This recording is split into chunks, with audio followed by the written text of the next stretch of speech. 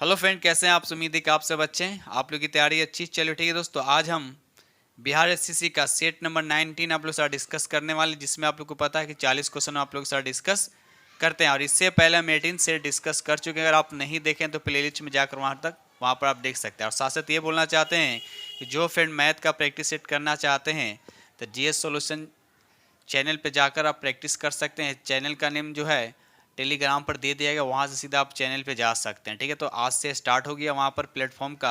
आज set 25 question इसमें discuss किया। उम्मीद करता हूँ कि वो आप लोग को बेहद पसंद आएगा। ठीक है, चलिए तो स्टार्ट करते हैं हम। क्वेश्चन नंबर यहाँ पर फर्स्ट, आज जो फ्रेंड इस चैनल पर पहली बार विजिट कर रहे हैं तो चैनल को सब्सक्राइब कर लीजिएगा और साथ में बेल आइकन को प्रेस करना नहीं भूलिएगा। ठीक है, तो ये आपका पहला क्वेश्चन। चलिए, विटामिन सी का रासायनिक नाम, पहला क्वेश्चन आपसे पूछा जाए कि विटामिन सी का रासायनिक नाम क्या है, तो इसका राइट आंसर आपका बी हो जाए स्कॉर्बिक अम्ल। इसका राइट आंसर हो जाएगा। अगर इसकी कमी होगा, यानी विटामिन सी की कमी से क्या होता है, स्कर्वी एक रोग होता है जो मसूड़े से रिलेटेड है। और विटामिन सी किस में पाया जाता है? जितने भी खट्टे जैसे नींबू हो गया, संतरा हो गया, टमाटर हो गया, वगैरह वगैरह इस समय क्या होते हैं, पाए जाते हैं। याद रखिएगा। चलिए, ये रहा अगला प्रश्न। क्वेश्चन नंबर यहाँ पे 2 कहता है, निम्नलिखित विटामिनों में से कौन सा शरीर में भंडारण नहीं, किसका कौन सा विटामिन जिसका सेम भंडारण नहीं होता, तो इसका राइट आंसर आपका डी हो जाएगा, विटामिन डी। याद रखिए विटामिन डी। और इसका रासायनिक नाम क्या, तो कैल्सीफेरोल। याद रखिए इसकी कमी से क्या होता है, रिकेट्स नामक एक बीमारी होता है। और ये सबसे ज़्यादा किस में पाया जाता है, तो मछली, तेल, दूध, अंडे इस समय पाए जाते हैं। क्वेश्चन नंबर यहाँ पर 3 कहता है, कौन सा विटामिन प्रतिरक्षा प्रदान करता है? कौन सा विटामिन जो है प्रतिरक्षा प्रदान करता है, तो यहाँ विटामिन ए हो जाएगा। विटामिन जिसका रासायनिक नाम रेटिनॉल होता है। विटामिन ए का रासायनिक नाम क्या होता है, रेटिनॉल होता है। और इसकी कमी होगा तो रतौंधी होगा। इस जीरोफ्लेंथेमिया एक बीमारी है। ये सब रोग होता है किसकी कमी से, तो विटामिन ए की कमी से। ठीक है, चलिए आगे बढ़ते हम लोग अगले प्रश्न की तरफ। क्वेश्चन नंबर यहाँ पर 4 कहता है, निम्नलिखित में कौन सा विटामिन जल में घुलनशील है? तो देखिए जल में 2 घुलनशील होता है, एक विटामिन बी होता है, दूसरा सी होता है। तो यहाँ पर आपको दे रखा है विटामिन सी, आपको दे रखा है। ये दोनों क्या होते हैं, जल में घुलनशील होते हैं। बाकी बच गया आपका क्या, ए, डी और ई और के। जो ये जो विटामिन बच गया आपका, ये आपका फैट में घुलनशील होता है। याद रखिए फैट में घुलनशील होता है। आगे बढ़ते हम लोग अगले प्रश्न की तरफ। क्वेश्चन नंबर यहाँ पर 5 कहता है, प्रातःकालीन धूप मानव शरीर में निम्नलिखित में से कौन से विटामिन उत्पन्न करते हैं? तो इसका राइट आंसर आपका डी होगा। इसका राइट आंसर आपका विटामिन डी हो। यानी विटामिन डी का रासायनिक नाम क्या होता है, तो कैल्सीफेरोल। यानी सब जितने भी विटामिन सब का आपका रासायनिक नाम याद होना चाहिए। क्वेश्चन नंबर यहाँ पर 6 कहता है, मछलियों के यकृत के तेल में किसकी प्रचुरता होती है? तो इसमें 2 विटामिन सबसे ज़्यादा होता है, ए होता है और डी होता है। ठीक है, तो यहाँ पर तो ऑप्शन आपका ए भी होना चाहिए और डी भी होना चाहिए, यानी ए और सी दोनों आंसर होना चाहिए। ये रहा अगला प्रश्न। क्वेश्चन नंबर यहाँ पर 7 कहता है, कैल्सीफेरॉल, ये कैल्सीफेरॉल का दूसरा नाम है। तो याद रखिए इस किसका नाम है, तो याद रखिए यहाँ पर राइट आंसर आपका बी हो जाएगा, यानी विटामिन डी का ये रासायनिक नाम है। याद रखिए इसको कैल्सीफेरॉल भी कहा जाता है। और इसकी कमी से क्या होता है आपका, रिकेट्स नाम। रिकेट्स किस में होता है, बच्चों में होता है। एक होता है ऑस्टियो मलेशिया रोग, वो भी विटामिन डी की कमी से ही होता है, जो वयस्क में होता है। क्वेश्चन नंबर यहाँ पे ज़्यादातर क्वेश्चन आज हम बायोलॉजी में विटामिन से क्वेश्चन उठाया हूँ। ठीक है, क्वेश्चन नंबर यहाँ पर 8 कहता है कि विटामिन ई का रासायनिक नाम आपसे पूछा जा रहा है कि विटामिन ई का रासायनिक नाम क्या होता है, तो टोकोफेरॉल। यानी राइट आंसर आपके यहाँ पे डी हो जाए, टोकोफेरॉल इसका राइट आंसर हो जाएगा। अगर रेटिनॉल की बात करते हैं, विटामिन ए का नाम है। रिबोफ्लेविन की अगर हम बात करते हैं, ये विटामिन B2 का नाम है। अगर पैराडॉक्सिन की बात करते हैं तो B6 का ये रासायनिक नाम है। याद रखिएगा। चलिए आगे बढ़ते हम लोग अगले प्रश्न की तरफ। जो फ्रेंड चैनल पहली बार विजिट करें चैनल को सब्सक्राइब करके जाइएगा, अपने दोस्तों में शेयर जरूर कर दीजिएगा। ठीक है, चलिए क्वेश्चन नंबर यहाँ पे 9 कहता है, विटामिन ई विशेषता किसके लिए महत्वपूर्ण है? तो यहाँ पर राइट आंसर आपका सी हो जाएगा, लिंग ग्रंथियों को समांतर क्रिया करने के लिए विटामिन ई सबसे जरूरी होता है। विटामिन ई सबसे जरूरी होता है। विटामिन ई का रासायनिक नाम क्या होता है, टोकोफेरॉल। ठीक है, और ये जनन शक्ति को क्या करता है, बढ़ाता है। और सबसे ज़्यादा किस में पाया जाता है, पत्ती वाली सब्जियां, दूध, मक्खन, बटर, ये सब वगैरह में चीज़ में विटामिन ई प्रचुर मात्रा में पाया जाता है। ये रहा अगला प्रश्न। क्वेश्चन नंबर यहाँ पे 10 कहता है, रक्त स्कंदन में कौन सा विटामिन क्रियाशील होता है? तो याद रखिए विटामिन के जो है क्रियाशील होता है, जिसका रासायनिक नाम क्या होता है, फिलोक्विनोन इसका रासायनिक नाम होता है, तो राइट आंसर आपका यहाँ पे डी हो जाएगा। ठीक है, चलिए आगे बढ़ते हम लोग अगले प्रश्न की तरफ। क्वेश्चन नंबर यहाँ पे 11 कहता है मानव शरीर में रक्त का थक्का किस विटामिन से बनता है, यानी रक्त का थक्का बनना किस विटामिन से होता है, तो यहाँ पर राइट आंसर आपका ये हो जाएगा, यानी विटामिन के इसका राइट आंसर हो जाएगा। ठीक है, चलिए आगे बढ़ते हम लोग अगले प्रश्न की तरफ। क्वेश्चन नंबर यहाँ पर 12 कहता है कि निम्नलिखित में कौन सी विटामिन की खून के जमने में आवश्यकता होती है, तो यहाँ पर राइट आंसर आपका डी हो जाएगा, विटामिन के, जिसका रासायनिक नाम क्या होता है, फिलोक्विनोन होता है। ठीक है, याद रखिएगा। चलिए आगे बढ़ते हम लोग अगले प्रश्न की तरफ। क्वेश्चन नंबर यहाँ पे 13 कहता है विटामिन ई का महत्वपूर्ण स्रोत निम्नलिखित में से कौन सा है, तो यहाँ पर देखिए राइट आंसर आपका यहाँ पर सी यानी गेहूं अंकुर तेल इसका राइट आंसर हो, यानी विटामिन ई जो है सबसे ज़्यादा इस ऑप्शन के अकॉर्डिंग यहाँ पे गेहूं अंकुर तेल में सबसे ज़्यादा पाया जाता है। ठीक है, इसके अलावा अगर हम बात करते हैं पत्ती वाली सब्जियां हो गया, दूध हो गया, बटर हो गया, मक्खन हो गया, इस सब में क्या होते हैं, पाए जाते हैं। क्वेश्चन नंबर यहाँ पर 14 कहता है कि दांतों में निम्नलिखित में से क्या होता है, तो यहाँ पर राइट आंसर आपका बी हो जाएगा, यानी कैल्शियम होता है। याद रखिए कैल्शियम इसका राइट आंसर हो जाएगा। आगे बढ़ते हम लोग अगले प्रश्न की तरफ। क्वेश्चन नंबर यहाँ पर 15 कहता है कि निम्नलिखित में से किस तत्व का संबंध दांतों की विकृति के साथ होता है, तो फ्लोरीन इसका राइट आंसर हो जाएगा, फ्लोरीन इसका राइट आंसर हो जाएगा। ठीक है दोस्त, चलिए आगे बढ़ते हम लोग अगले प्रश्न की तरफ। क्वेश्चन नंबर यहाँ पे 16 कहता है कि जब शुद्ध जल में डिटर्जेंट डाला जाता है तो पृष्ठ नाम यानी सरफेस टेंशन में क्या होता है, उस पर क्या फर्क पड़ता है, तो सरफेस टेंशन जो होता है वो क्या होता है, घट जाता है। याद रखिए सरफेस टेंशन जो होता है क्या होता है, घट जाता है। और सरफेस टेंशन का मात्रक यानी यूनिट क्या होता है, तो न्यूटन पर मीटर होता है, ये भी याद रखिएगा। ठीक है, चलिए आगे बढ़ते हम लोग अगले प्रश्न की तरफ। ये रहा क्वेश्चन नंबर आपके यहाँ पर 17 कहता है साबुन को जल, देखिए जो भी क्वेश्चन सब प्रीवियस क्वेश्चन है और सब एग्जाम में पूछा हुआ क्वेश्चन है। क्वेश्चन नंबर यहाँ पर 17 कहता है कि साबुन को जल में घोलने पर पृष्ठ, देखिए क्वेश्चन का खाली बस पूछने का तरीका चेंज हो रहा है, आंसर आपका वही आ रहा है। ठीक है, तो साबुन को जल में घोलने पर पृष्ठ नाव क्या होता है, घटता है, बढ़ता है, परिवर्तित रहता है, या पहले घटता है फिर बढ़ता है, तो यहाँ पर राइट आंसर आपका हो जाएगा, ज़्यादातर आंसर आपका वही रहेगा, यानी घट जाता है, तो राइट आंसर आपका ए हो जाएगा। पृष्ठ नाम में ज़्यादातर आंसर दिमाग में रखिए कि घटता है। ठीक है, चलिए क्वेश्चन नंबर यहाँ पे 18 कहता है कि दलदल में फंसे व्यक्ति को लेट जाने की सलाह दी जाती है। अब देखिए दलदल में जो इंसान फंसा होता है उसको लेट जाने की सलाह क्यों दिया जाता है, देखिए यहाँ पर प्रेशर इक्वल टू क्या होता है, फोर्स अपॉन क्या होता है, एरिया होता है ना। तो अगर हम उसको लेट जाने की बात करें तो लेट जाने के बाद से क्या मतलब, उसको हम एरिया को क्या करते हैं, इंक्रीज करते हैं। लेटने से क्या होता है, उसका एरिया क्या हो जाएगा, बढ़ जाएगा, जिससे उसे क्या होता है, प्रेशर क्या हो जाता है, घट जाता है, जिससे उसके धंसने के चांसेस थोड़ा कम जाते हैं। तो यहाँ पर राइट आंसर आपका क्या होगा, क्षेत्रफल अधिक होने से दाब कम हो जाता है, देखिए यहाँ पर दिखा दिया ना। ठीक है, तो यहाँ पर राइट आंसर आपका ए हो जाएगा। ठीक है, चलिए बढ़ते हम लोग अगले प्रश्न की तरफ। ये रहा क्वेश्चन नंबर आपका 19 कहता है दो बर्फ के दो टुकड़ों को आपस में दबाने पे टुकड़े आपस में चिपकते हैं क्योंकि, इसका राइट आंसर आपको बताना है। तो यहाँ पर राइट आंसर आपका ये हो जाएगा, दाब अधिक होने से बर्फ का गलनांक क्या हो जाता है, घट जाता है, तो राइट आंसर आपका यहाँ पर ए हो जाएगा। क्वेश्चन नंबर यहाँ पे 20 कहता है प्रातः तेजी से तेज आंधी आने पर फूस या टीन की हल्की छतें उड़ जाती है, क्यों उड़ जाती है, तो इसका राइट आंसर आपका सी हो जाएगा, छत ऊपर बहने वाले उच्च वेग की वायु छत सतह पर दाब उत्पन्न कर देती है तथा छत के नीचे सामान्य दाब होता है, इसी की वजह से क्या होता है, फूस वाले या टीन वाले जो हल्के छत होते हैं वो क्या होता है, उड़ जाता है, तो राइट आंसर आपके यहाँ पे सी हो जाएगा। ठीक है, चलिए आगे बढ़ते हम लोग अगले प्रश्न की तरफ।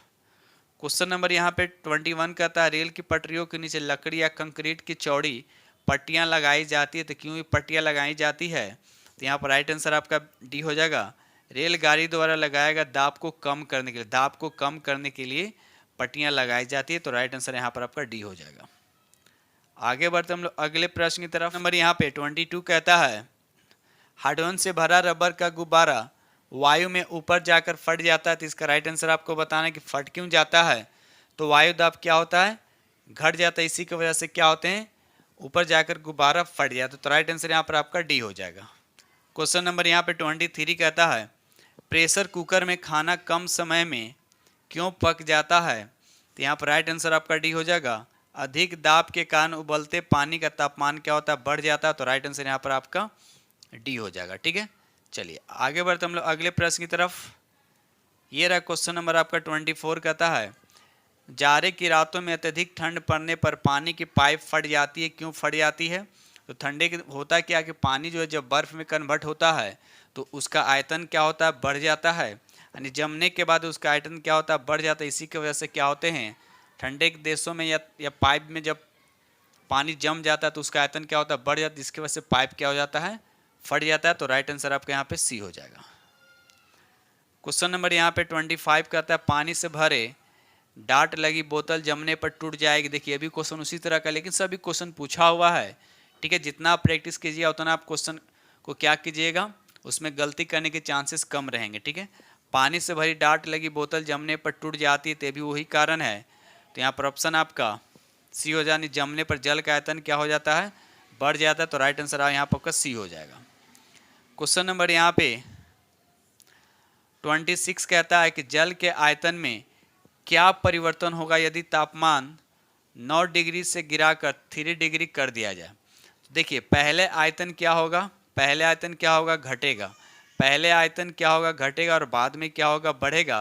क्योंकि आपको पता है कि 4 डिग्री सेंटीग्रेड पे जल का जो घनत्व होता है वो मैक्सिमम होता है। 9 डिग्री से घटते घटते 4 पर जब आएगा तो मैक्सिमम होगा, उसके बाद फिर क्या होगा, आयतन बढ़ेगा और उसके बाद घनत्व घटता चला जाएगा। ठीक है, चलिए आगे बढ़ते हम लोग अगले प्रश्न की तरफ। क्वेश्चन नंबर यहाँ पे 27 कहता है कि एक झील में तैरने वाली इस्पात की नाव के लिए नाव द्वारा विस्थापित पानी का भार कितना होता है। तो इसका राइट आंसर आपका सी हो जाएगा, नाव के उस भाग के बराबर भार जो झील के पानी की सतह के नीचे होता है। तो राइट आंसर यहाँ आपका सी हो जाएगा। ठीक है दोस्त, चलिए आगे बढ़ते हम लोग अगले प्रश्न की तरफ।